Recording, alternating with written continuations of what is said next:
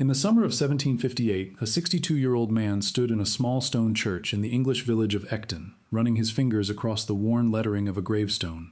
He was already one of the most famous men in the American colonies. He had tamed lightning with a kite and a key. He had built a printing empire from nothing. He had founded a hospital, a fire company, and a university. But on this particular afternoon, none of that mattered to him. He was not there as a scientist or a statesman. He was there as a grandson, trying to read a name worn nearly smooth by 2 centuries of rain. That man was Benjamin Franklin, and the name on the stone belonged to people almost nobody remembers. Not because they were unimportant, but because history has a way of erasing the ordinary in favor of the extraordinary. Franklin himself understood this. He spent years of his life trying to reverse it, digging through parish registers, interviewing elderly relatives, and copying down details that no one else thought worth saving. What he found in that small Northamptonshire village would shape how he understood himself for the rest of his life, and it left behind a paper trail that historians are still piecing together today. If you're enjoying this story so far, don't forget to hit the like button and subscribe. Drop a comment telling me where in the world you're watching from. I love hearing from you. This is the story of where Benjamin Franklin actually came from. Not the myth of the self-made man who sprang fully formed from a Boston print shop, but the family of blacksmiths, dissenters, and quiet troublemakers who came before him, and whose choices, centuries before he was born, shaped the man who would go on to help invent a country. The village of Ecton sits in Northamptonshire, in the heart of England, a place of low hills and slow rivers that has changed shape and size many times over the centuries, but has never entirely disappeared from the record. It was here, in the parish register of the local church, that Franklin found what he was looking for. The Franklin family had lived in Ecton for at least 200 years before Benjamin was born, and the register traced them back as far as 1555, to the reign of Mary Tudor, the Catholic queen, the English would come to call Bloody Mary. For 5 generations, the Franklins of Ecton worked as blacksmiths. It was not a glamorous trade. It meant long days at a forge, hands blackened with soot, the same repetitive labor passed from father to eldest son almost automatically, the way a name is passed down rather than chosen. Franklin's own grandfather, also named Thomas, held the smithy. Before him, another Thomas. The family occupied a single trade and a single village, for what amounted to the better part of 2 centuries, largely invisible to anyone outside their own parish. But invisibility, as Franklin discovered when he actually went looking, is not the same thing as insignificance.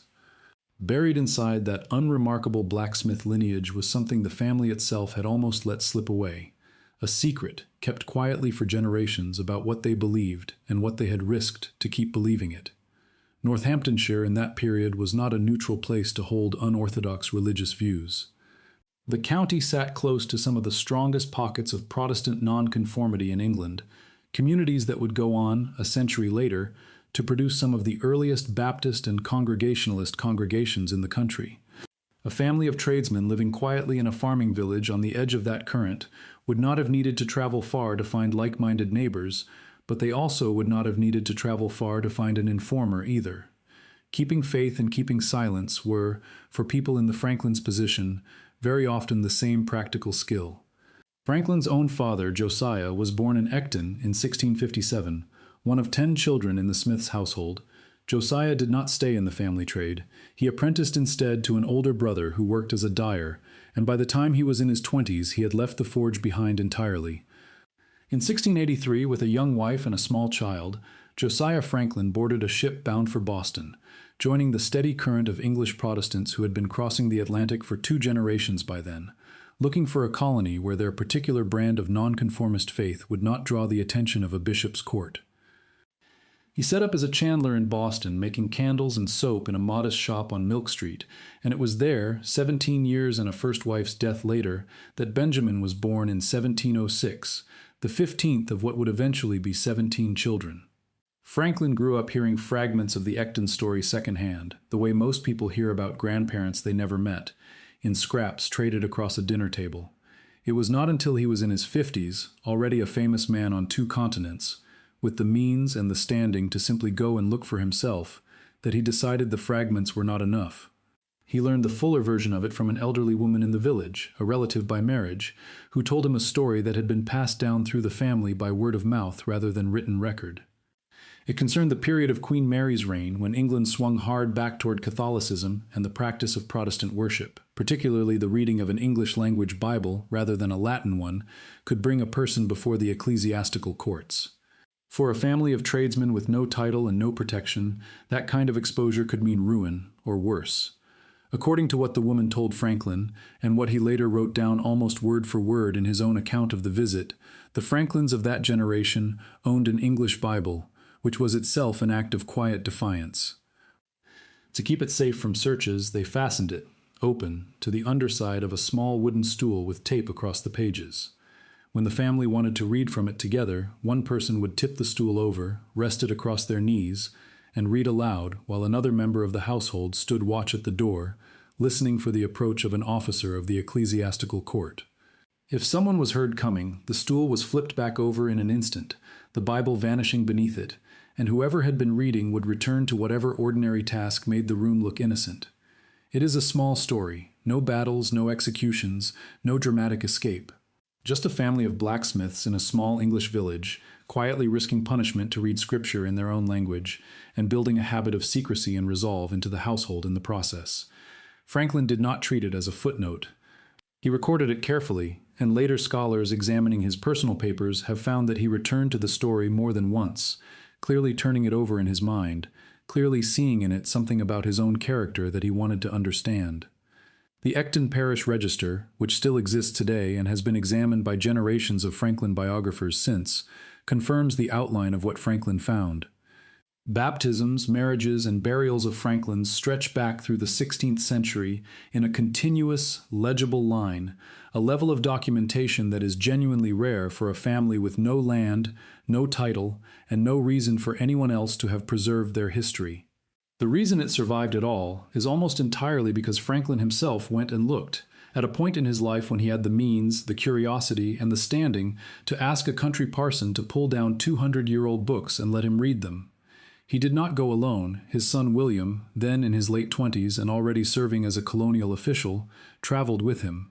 The two of them spent time in Ecton examining not just the parish register but the physical village itself, walking the ground their ancestors had worked, meeting distant cousins who had never left, and standing in the churchyard among gravestones that had never been visited by anyone with the resources to travel across an ocean to see them.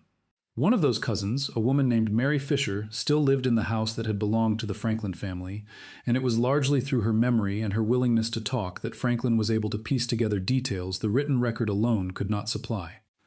Before he left, Franklin arranged for money to be sent back to Ecton to help repair the almshouse near the church, a small, deliberate act of tending to a place he had only just found and did not want to lose again.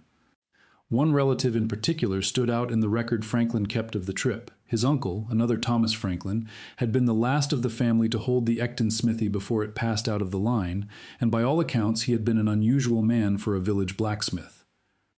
Neighbors and relatives described him to Benjamin as someone with a restless, self-taught intelligence, a man who studied law informally and became something of an unofficial legal advisor to people in the surrounding villages who could not otherwise afford one, who wrote and drew and dabbled in what people at the time loosely called natural philosophy, the same broad field of curious, hands-on inquiry that Benjamin himself would later make his life's work on a much larger stage. He had kept notebooks, sketched inventions, and organized local matters with an energy that seemed out of proportion to his station, and some of that material had survived long enough for Benjamin to see fragments of it during his visit. Franklin was struck by the resemblance. Not a resemblance of face, since the two had never met, and Thomas had died before Benjamin was born, on the very day of Benjamin's birth by Franklin's own account, but a resemblance of temperament, described to him second-hand by people who had known them both, or at least known Thomas and later come to know Benjamin by reputation. It was, as Franklin himself noted, an odd thing to be told by relative strangers in a village he had never before set foot in, that he seemed to be repeating a shape his family had already produced once, a generation earlier, in a much smaller and more local way. Franklin wrote about the visit afterward in letters to friends back in Philadelphia and London, describing the village with the careful, slightly wistful detail of a man cataloging something he expected never to see again. He noted which relatives still worked the land, which had moved on to other trades, and how modest the village had remained compared to the scale of what his own branch of the family had built for itself an ocean away. There is no self-satisfaction in the letters, no sense of a famous man slumming among poor relations. If anything, the tone is closer to relief, the relief of a person who had wondered for years where he came from and had finally been able to walk the actual ground and put his hand on the actual stone. That parallel was not the only reason the Ecton trip mattered to him. It gave him something more concrete than a feeling. It gave him a documented family history stretching back 2 centuries, tied to a specific trade, a specific place, and a specific act of quiet religious defiance that had never made it into any official record until he went and asked the people who still remembered it to say it out loud. The Franklin side of the family, though, was only half of the story, and in some ways it was the less surprising half. To understand the other side, the story has to leave Northamptonshire behind entirely and cross an ocean, to a small island off the coast of Massachusetts that most people outside New England would struggle to place on a map. Franklin's mother, Abiah Folger, came from Nantucket, and her family's history was, if anything, more turbulent than his father's. Her own father, Peter Folger, had arrived in New England as a young man in the 1630s, part of the wave of English Puritan migration that populated much of coastal Massachusetts in that period. His own father, John Folger, had come from the county of Norfolk, and the family had settled first on Martha's Vineyard before Peter moved on to help found the settlement at Nantucket itself, one of the small group of English families who signed the original agreement to purchase the island from its Wampanoag inhabitants in 1659. Peter Folger worked as a surveyor, a schoolteacher, a miller, and eventually a missionary and interpreter among the Wampanoag people of the region, a role that required him to learn their language well enough to translate for colonial authorities, and he became, by most surviving accounts, one of the more capable and trusted go-betweens working the boundary between English settlers and native communities in that part of New England during a genuinely dangerous period of colonial expansion. Peter Folger married a woman named Mary Morrill, who had come to New England not as a free settler but as an indentured servant, bound to a period of unpaid labor in exchange for her passage across the Atlantic. This detail is not a minor genealogical footnote. Indentured servitude carried real social weight in colonial New England, and a marriage that crossed that line, from bound servant to free settler's wife, was the kind of thing contemporaries noticed and sometimes commented on. Franklin was aware of it. He mentioned his grandmother's status directly in his own writing about his family, without embarrassment treating it as simply part of the record rather than something to be smoothed over. Peter Folger's own story took a sharper turn later in his life, one that Franklin clearly saw as directly connected to his own instincts and his own eventual career. In the 1670s, Folger became involved in a dispute between the government of Massachusetts Bay and the population of Nantucket over taxation and local authority. He wrote a pamphlet, in verse, arguing for religious toleration and against the abuse of civil power by colonial magistrates, at a time when criticizing the Puritan authorities in print was a genuinely risky thing to do. The pamphlet, titled A Looking Glass for the Times, circulated in manuscript and later in print, and it argued specifically for tolerance toward Quakers and Baptists, religious minorities who were, at the time, being actively persecuted, fined, whipped, and in a small number of extreme cases, executed by the very Puritan authorities Folger was criticizing. Folger signed the poem with his own name, rather than publishing it anonymously, a choice that carried real personal risk, and by his own account he did so because he believed a man who would not put his name behind his convictions had no business making them public at all. If you're hooked on this story, make sure to subscribe and turn on notifications so you never miss an upload.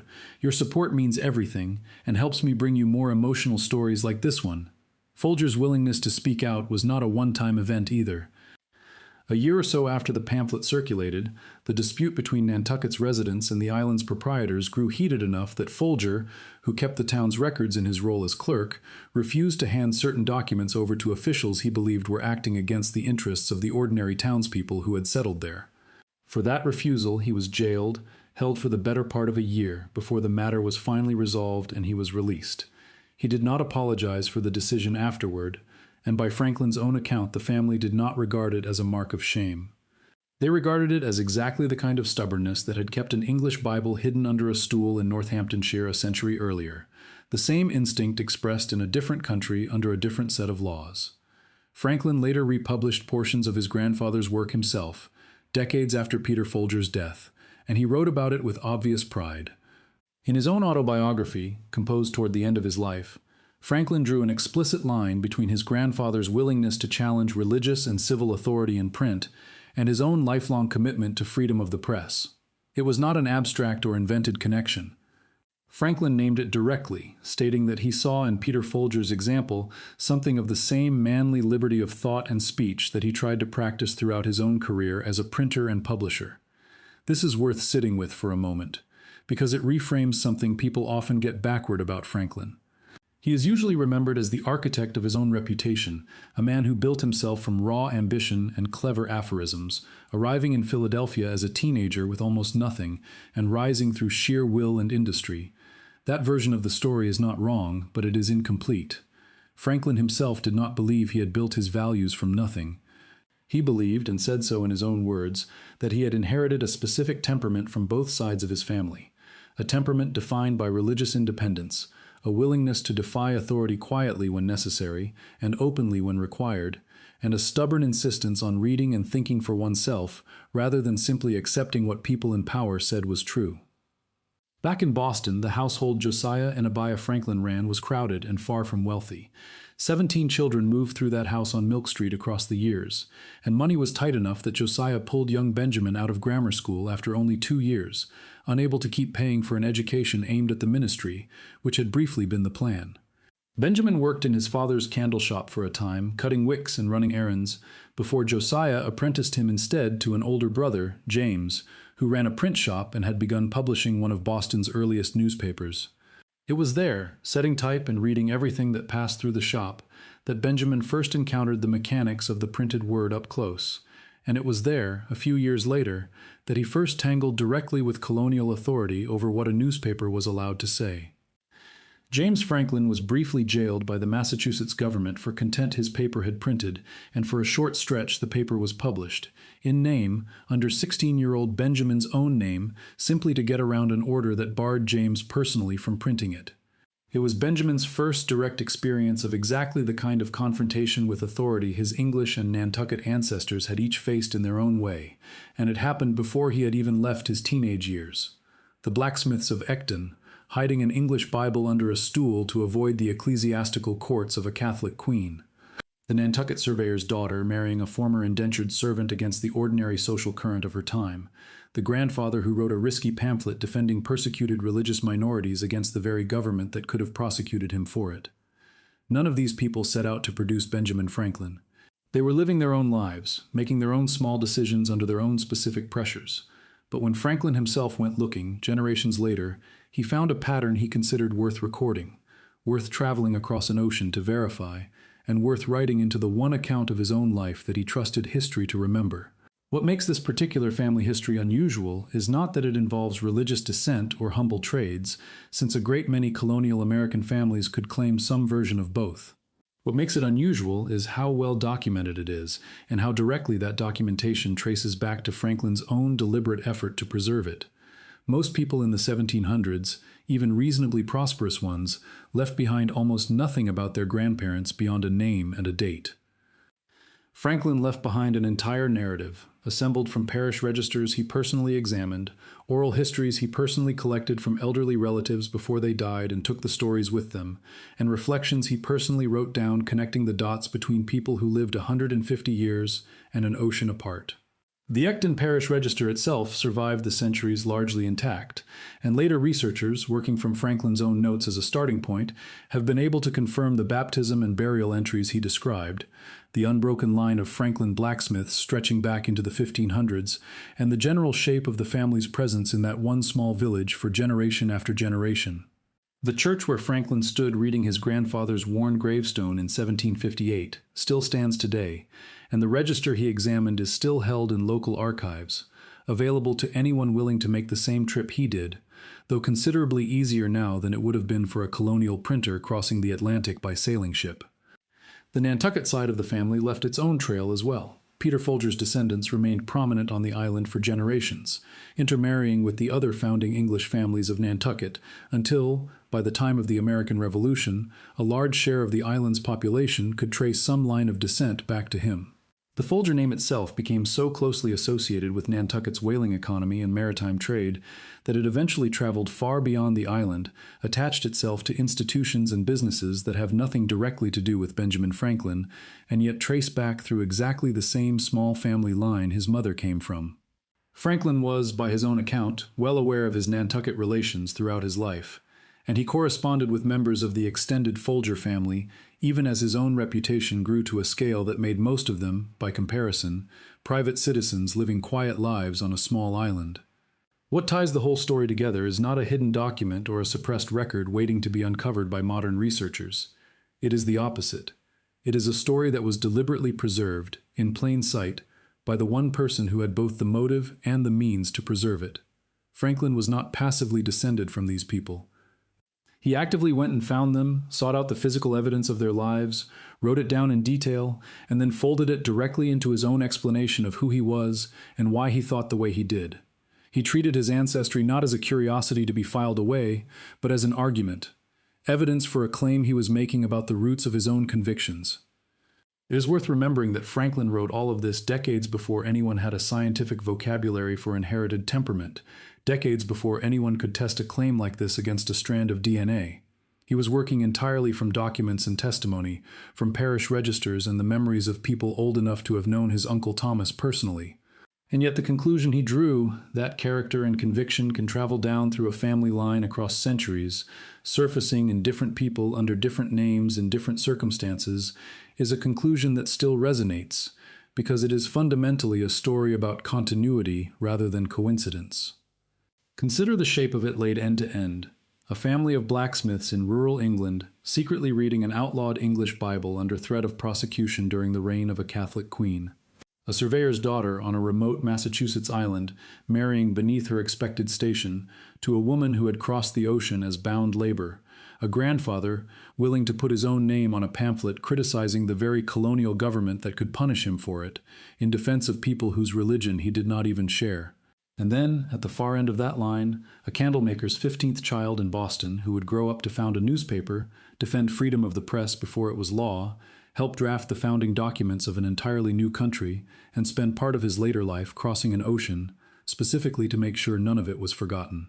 Franklin did not need a laboratory to reach that conclusion. He needed a country parson willing to open an old book, an elderly cousin willing to talk, and enough curiosity to ask the questions in the first place. The record he left behind is not speculative. It is sourced directly to his own hand, preserved in his own words, and confirmed wherever later historians have gone back and checked it against the surviving parish and town registers on both sides of the Atlantic. 2 centuries of blacksmiths in one small English village, a defiant pamphleteer on a Massachusetts island, a stool with a Bible taped beneath the seat. These are not fragments pieced together by guesswork. They are the family history Benjamin Franklin himself chose to leave behind, because he believed, and wrote plainly that he believed, that knowing where you come from is the first real step toward understanding who you actually are. Ecton itself is still there, a small village of a few hundred people, its church still standing on the same ground it occupied when Franklin walked through its door in 1758. The parish registers he examined that summer are still kept in local archives, available now to any visiting researcher, rather than a single curious colonial printer with the standing to request them. On Nantucket, the Folger name never faded from the island the way so many colonial family names eventually do elsewhere. It stayed attached to streets, to buildings, to the local historical society's own records, a small, persistent reminder that the family Franklin came from on his mother's side never really left the place it started.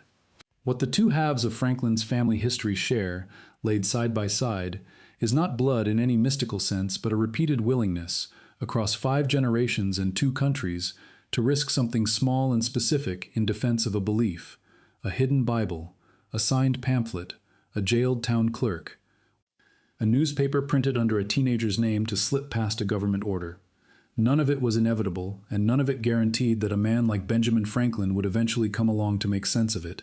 But he did come along, and he did make sense of it, and he wrote it all down carefully enough that 250 years later, the record still holds. Thank you so much for watching until the end. If you love this story, check out the other videos on your screen now. I think you'll really enjoy them. And don't forget to subscribe if you haven't already. See you in the next story.